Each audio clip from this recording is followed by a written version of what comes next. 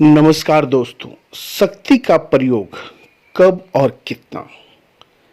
आपका व्यक्तित्व संसार की बड़ी से बड़ी और अत्यंत जटिल मशीन से भी कहीं अधिक जटिल है। मशीन का इंजन खराब होने पर उसे छोड़कर दूसरी मशीन खरीदी जा सकती है अथवा उसमें नया इंजन लगवाया जा सकता है, लेकिन हम अपने व्यक्तित्व और मन के साथ ऐसा नहीं कर सकते। इसलिए हमें अपने मन रूपी इंजन पर एक इंजीनियर से भी अधिक ध्यान देना चाहिए।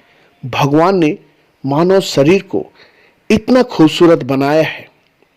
यह मानव शरीर बहुत ही जटिल है, फिर भी बहुत ही खूबसूरत है।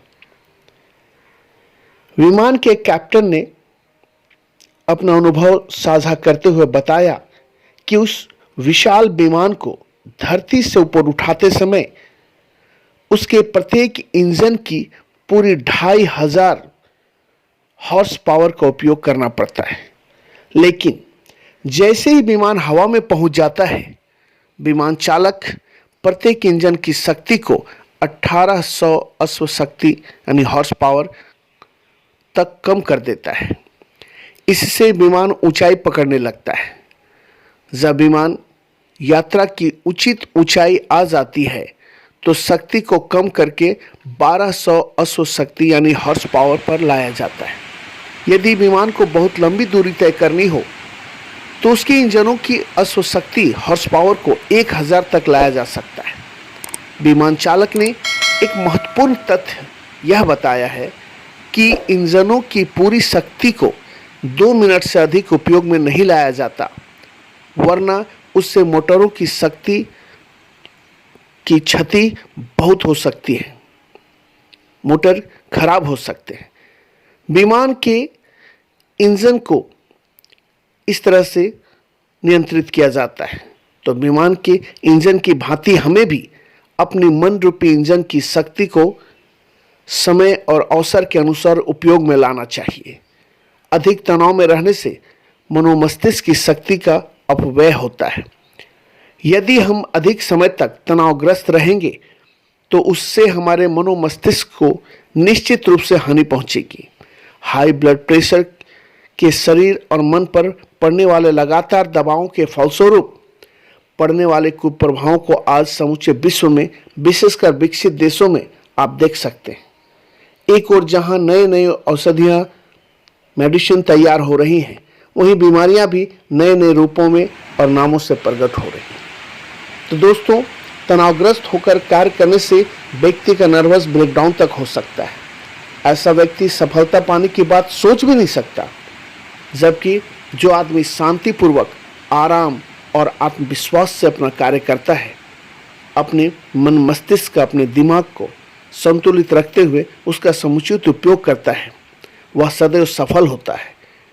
यहाँ आराम का अर्थ मानसिक संतुलन और आत्मविश्वास के साथ कार्य करने से है। तनावग्रस्त रहते हुए नहीं, तनाव मुक्त रहते हुए संतुलन के साथ कार्य करने की कला को सीखना पड़ता है। हर व्यक्ति को इसे सीखना चाहिए।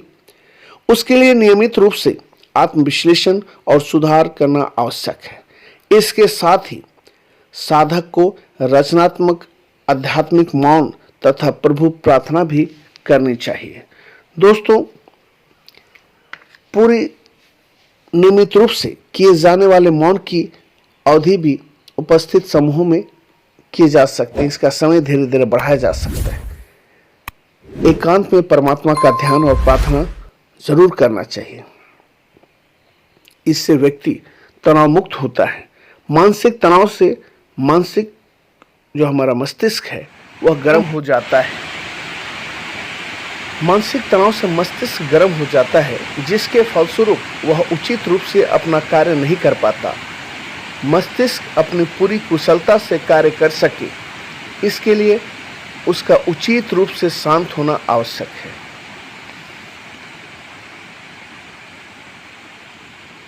आपकी सभी समस्याओं के हल अवचेतन मस्तिष्क में पड़े हैं।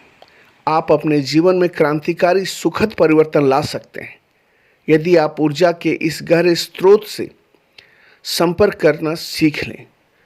तो आपको वह आंतरिक दृष्टि जगेगी जो परमात्मा ने भी सभी को प्रदान की है और जिसका सदुपयोग आप अपनी कार्यकुशलता में वृद्धि करके जीवन को सफल करने के लिए कर सकते हैं। अनेक लोग इस प्रकार के रचनात्मक आध्यात्मिक मौन की विधि को सीख रहे हैं ताकि वे जीवन की कठिन समस्याओं को स्वयं हल कर सकें। इस विधि द्वारा लोग अपने व्यापार की समस्याओं को किस प्रकार हल करते हैं ये आप देख सकते हैं। तो दोस्तों, आज से ही आप अपने मन को शांत करें, जीवन में आगे बढ़ें। समय निकालकर वीडियो देखने के लिए बहुत बहुत धन्यवाद।